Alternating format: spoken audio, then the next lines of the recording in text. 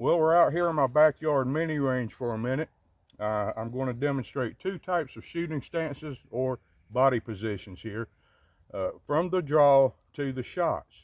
All right, I'm going to go slow for two reasons. One, because I want you to see some details that we will follow up on later. And two, because I'm old and I can't go fast anyway. Now I'll be using my old XD45 here. And the ammo is a typical 230 grain ball target ammo. Now I must note that using a belt for this holster is extremely uncomfortable for me due to my medical disabilities, which is why I'm keeping this range portion to a minimum. This is not how I normally carry, just for the record. All right, anyway, the first draw and shoot stance that I'm going to demonstrate is what I call the target shooter position. You'll be very familiar with it since it's practically the only shooting position ever taught these days. Just know that I was never taught how to this stance before. No police officers were taught during my career on this stance, and there's a reason for that. Then I want to show you what I believe to be a much better option, a shooting position that you never see.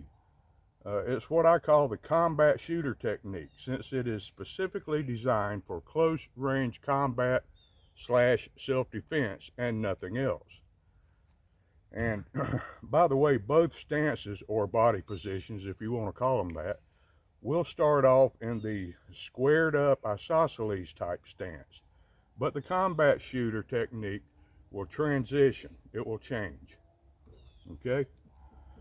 So let's take a quick look at those two shooting positions, starting with the target shooter position.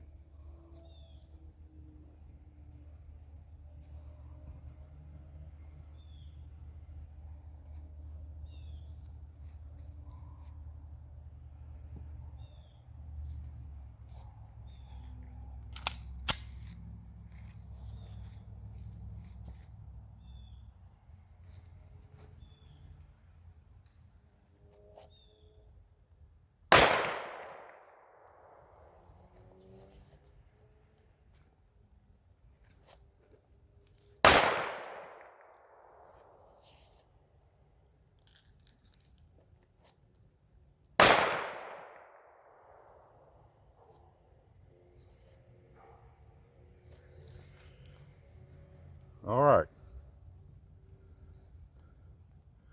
That was the typical stance and draw stroke you see it used and taught in every single YouTube video. Now my opinion of it, no bueno. I recommend that you don't train in this technique if you are a concealed carrier. This is for target or competitive shooters, not for concealed carriers or defensive shooters. All right. Change your technique to match the conditions. Train the way you will fight so that you can fight the way you trained. Instead, I encourage concealed carriers to try this technique.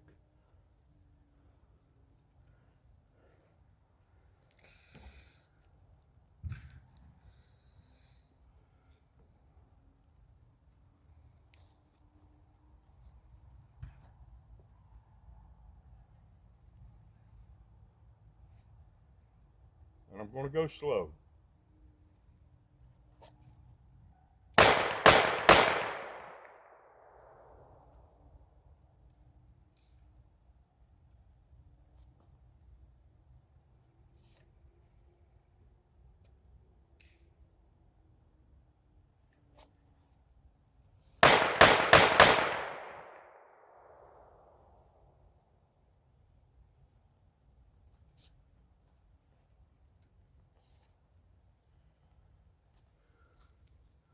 All right, that was a combat shooter position or body position, the draw and stroke, which is basically the Center Axis Relock method, but with a couple of minor adjustments that I either threw in or left out.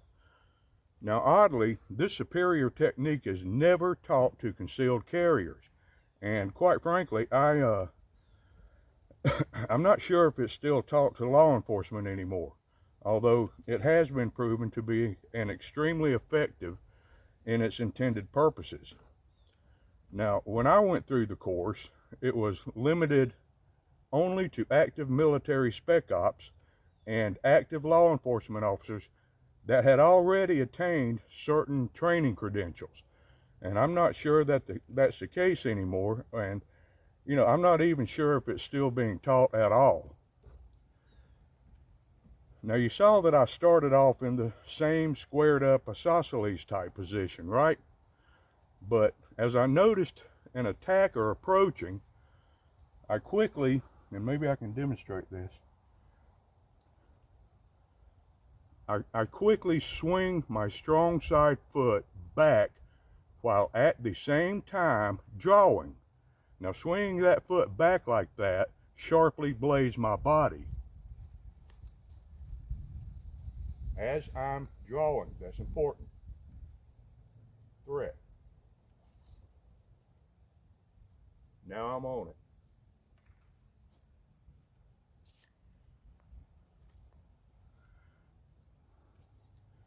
Now, of course, your support hand during all of this is brought to your sternum so that a two-hand grip can be formed immediately.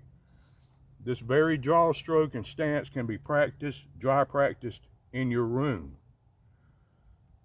Now, when I draw, I can fire from here, or I can bring the gun up to eye level in an arc motion. I can shoot from here or bring it up in an arc motion. Either way, boom, boom, boom, boom, boom, boom. Now, when I do that, I can find the front sight with my non-dominant eye while holding the gun only about 10 inches or so from my face. I pop off 2, 3, 4 rounds, however many is necessary, and once my attacker is neutralized, I simply conduct a wide Z scan with the gun at the low ready position. Now, the gun is lowered here, but my gun goes where my eyes go. All right? Gun goes where your eyes go. That's called a third eye concept, and it goes like this.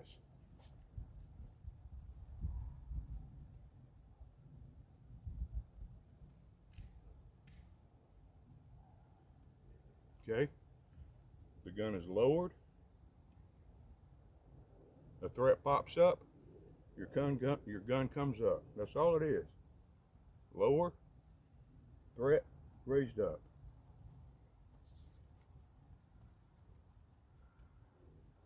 All right, to glance behind you, if you need to glance behind you, all right, it's simple.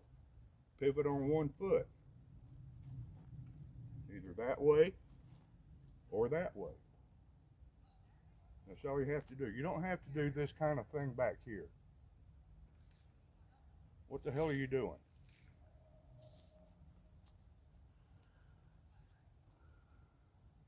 All right. All of that is quick, it's easy, it's more effective. You'll get no bad training scars, and you'll do it while protecting your vital regions. All right. Now, let's head inside to the tabletop for a detailed discussion on what we just observed, okay? Follow me.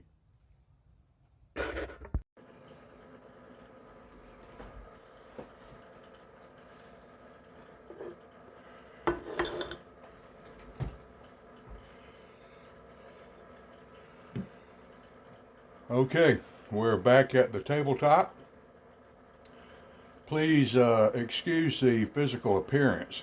My medical condition, has caused my intestines to both expand or swell up and become twisted and kinked up and all that stuff, along with some other developments. But you know what? We get through it, right? Okay.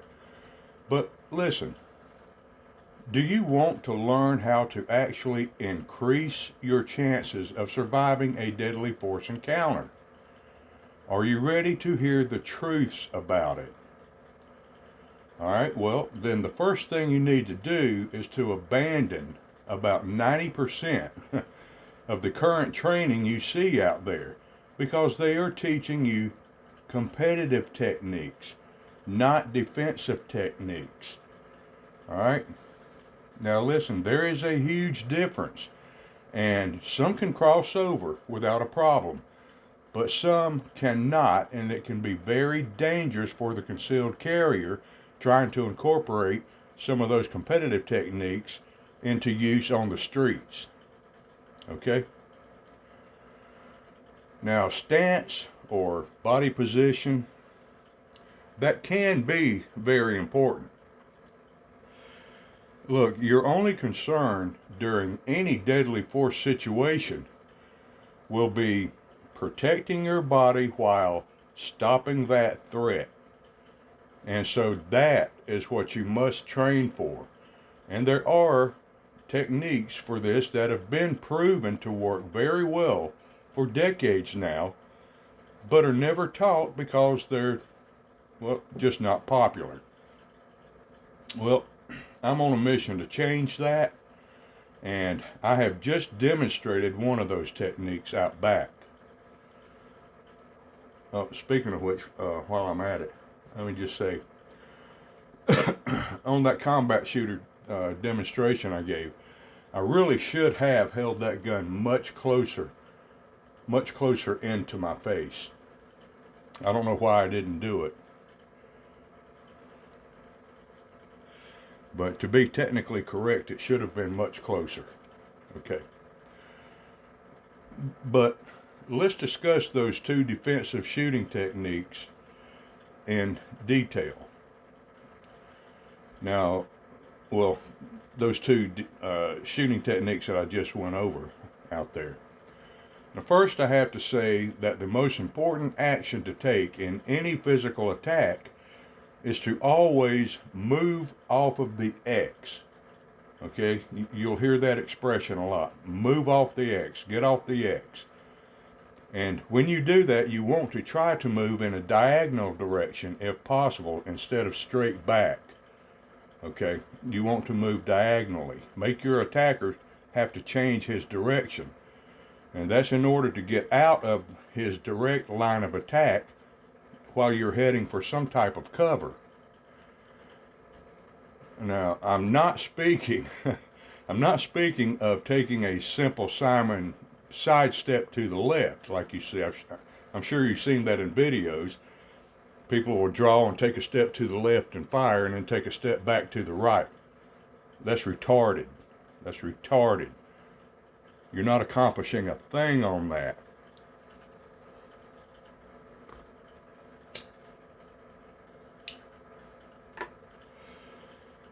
I'm talking about actually moving your ass several yards and very fast.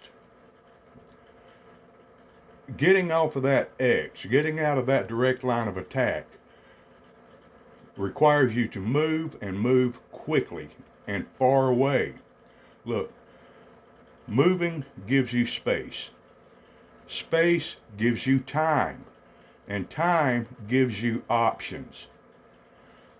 This should always be incorporated into your draw stroke practices if you can find a range that allows for it.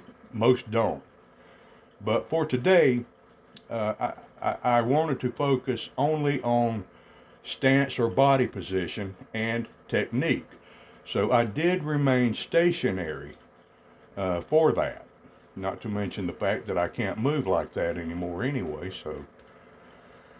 But a proper shooting stance or body position, what I like to call it, it can matter, even though most of the time, at least in my experiences, a personal attack is close and sudden, and you probably won't have the time to get into your practice stance. But we should practice at least a couple of those stances anyway on a regular basis, since we also have a good chance that we could have the time to get into that stance. And a stable stance gives you much more stability.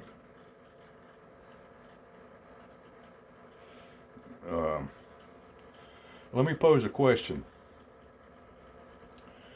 Do you think that protecting your vital regions is a major priority in defending yourself in an attack on you?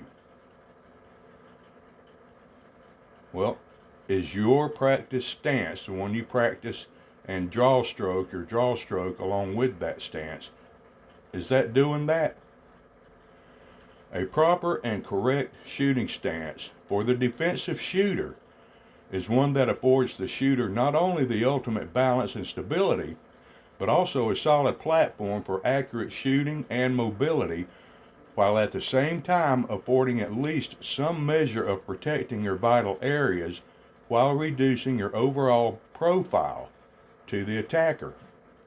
Protecting your vital regions should always be a top priority.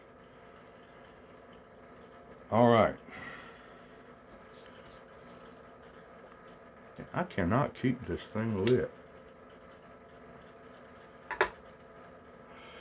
All right, let's go ahead and break down those two demonstrated draw and fire, or draw stroke and stance techniques that I demonstrated. Now, the first one, if you'll remember, was what I call the target shooter technique. It's commonly referred to as an isosceles stance, because you're standing straight up, tall, you're facing the target, you draw and have both arms fully locked out to full extension and so forth. This is by far the most commonly taught in the country, and by about 98% of all defensive or concealed carry instructors and schools too. Now, some may find that to be a comfortable shooting position. You may shoot well with it, and that's fine, but still, it is not a defensive position at all. It is a target or competitive shooting technique, and one that I believe should not be taught nor practiced by concealed carriers. Now, there may be a situation one day in which you have no choice but to use that stance, but otherwise it should be avoided, and I'll tell you why.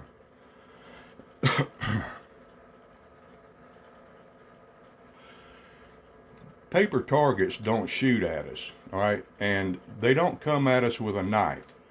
So it's okay to stand there bearing your chest out and fully exposing all of your vital regions to that target. But in a defensive situation, this technique offers zero advantages and puts you at too much risk by practically offering the attacker unfettered access to all of your vital organs. Now, here's why I recommend you avoid this body position. All right, this stance squares you up face to face with your attacker, which means that you are fully exposing the entire frontal area of your vital organs directly to him, including both femoral arteries. Why would you do that? When under attack, you always want to reduce your profile or reduce the size of your attacker's target, which is you. This position does not do that. It offers your attacker the biggest target possible. Again, why would you do that?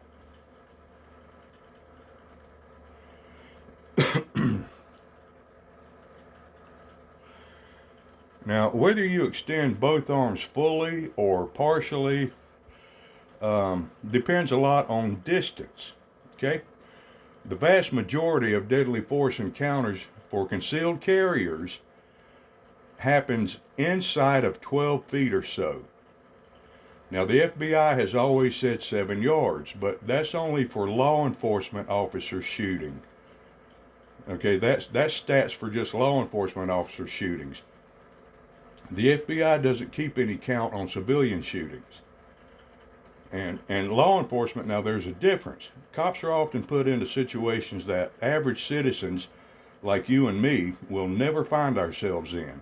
It's extremely dangerous to extend your firearm out with locked elbows if your attacker is closer than 10 or 12 feet from you. Or if you happen to, be in a crowded location. Just don't get into that habit. Limit your risks by keeping your gun in close at those distances.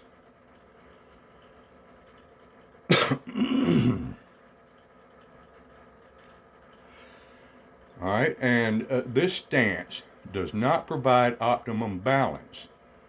It's far too easy to be tipped forward or tipped backwards, and because the center mass of your body is not being lowered to distribute balance to a more solid base position.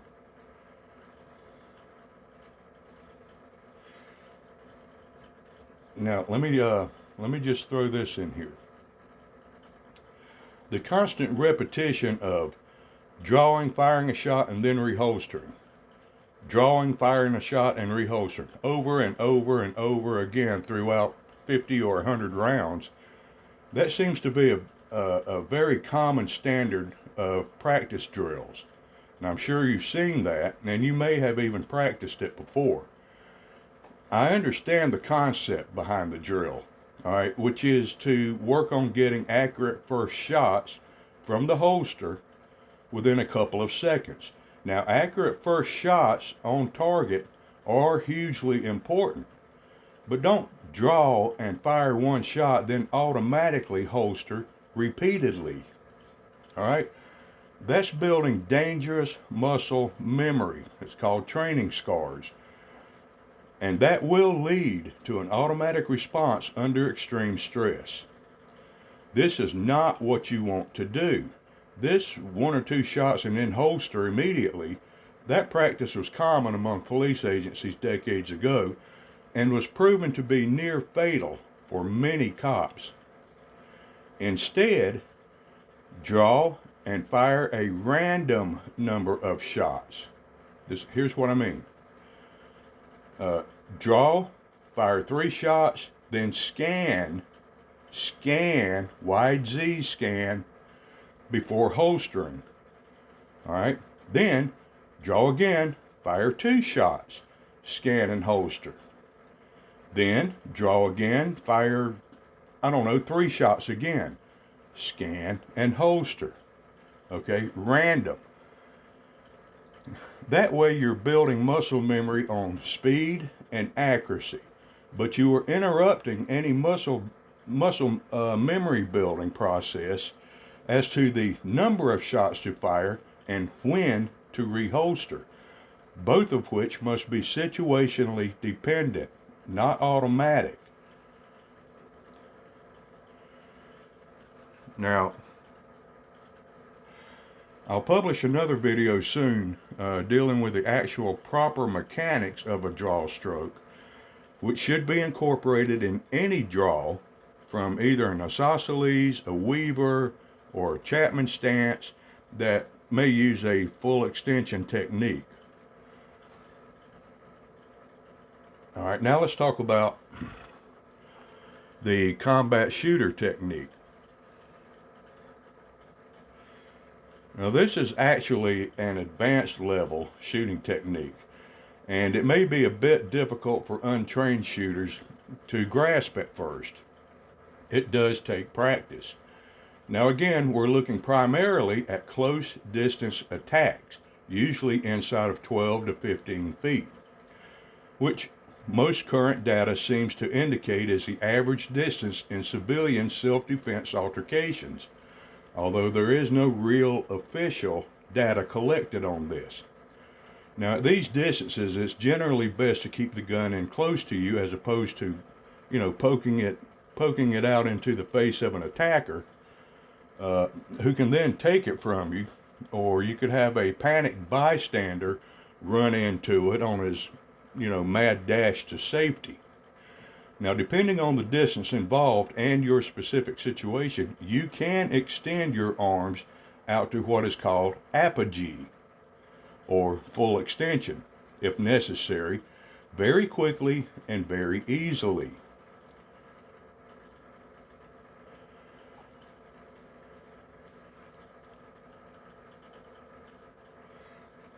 All right. Now let me detail the grip technique used in the combat position.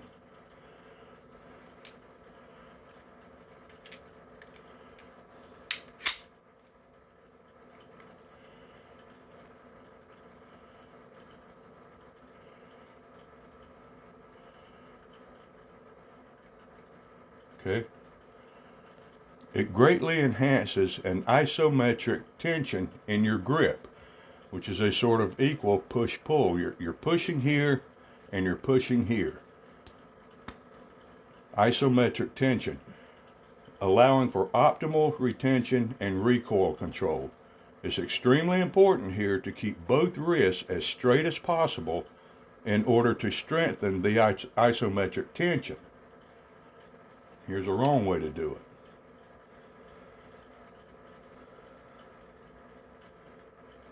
Now, the odd position of the thumbs does two things. All right, it helps in creating that isometric tension by pressing against each other, and in most cases, it keeps the thumbs off of the slide and the external controls, which it shouldn't be there anyway. If you have thumbs resting on these controls or close to the slide, you're gripping it wrong. It also facilitates transition to and from the stool position.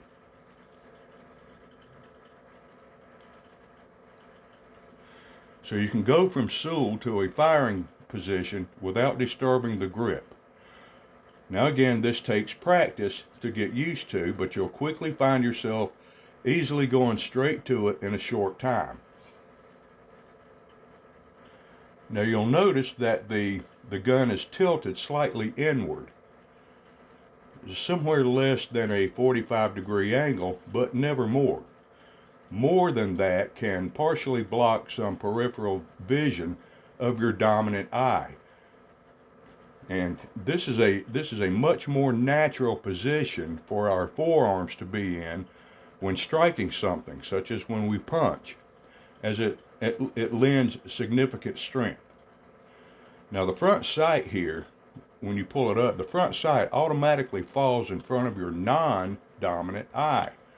Because remember, you're in a fairly sharply bladed stance here. But, the front sight is really all you ever need anyway.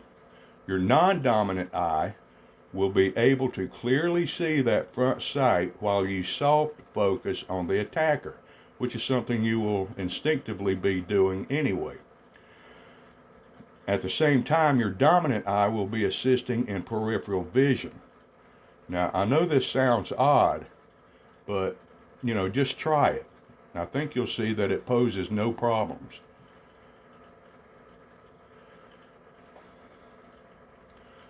All right.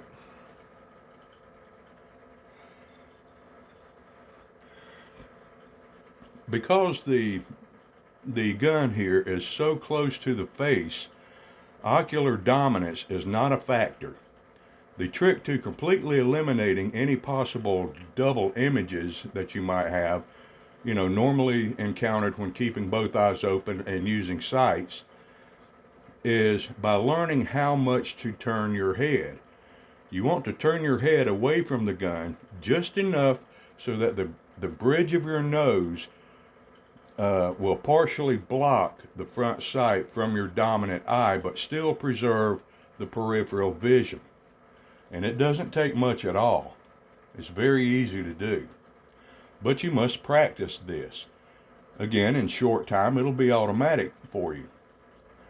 And of course, the blading your body helps to reduce your profile while at the same time offering protection to your vital regions through the use of your rib cage and your upper support arm. A lowering of your body's center of mass by slightly bending your knees or squatting, a very slight squat, will give you better balance and quicker mobility. The key point here is this: if you find yourself in a situation where you must remain in a static position in your deadly force fight, you know, at least put your body in a position that will offer you much better protection, balance, strength, and eventually mobility. The standard isosceles stance that is all the rage today does the exact opposite of these things. Now, let me show quickly how to transition from the combat shooting position to the fully extended or apogee position, which you might want to use if the distance is greater and you like to extend out. Remember, the combat is like this, right? Well, if the situation is such that the attacker is at a greater distance, perhaps he's attacking somebody else and you can't get up to him for a closer shot, we'll extend fully for a better sight picture, and all you have to do is rotate that grip back around. From here, back to your usual grip.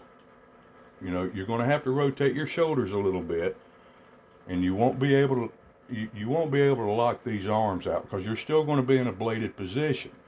So you won't be able to lock this arm out. But still, you don't need to lock out any elbows. Keep those elbows bent to act as a shock absorber for that recoil. Don't let it come all the way back and move your body back and forth. Shock absorber right here. All right. Now, one final point before we close out: the wide Z scan. This is absolutely critical. I can tell you from a personal experience that tunnel vision is a real thing during a deadly altercation. You will focus in on the bad guy, which leaves your peripheral vision blurry. Now, this is a naturally occurring thing in an attack. The only way to combat this is to physically move your head from side to side and force your focused eyesight to look at your surrounding, your immediate surrounding, if just for only a couple of seconds, ensuring that no other threats are approaching. This is a habit you must get into before you holster. All right, I'm going to stop right here because I don't want this to be an extended video. There's much more to discuss and to demonstrate regarding this combat shooter technique, and I'll do those in continuing segments. I think you'll be pleasantly surprised by some things. Now, keep in mind, I'm not providing training here. I'm simply providing options and recommendations of which you may accept or disregard in part or in whole. So, thanks for watching.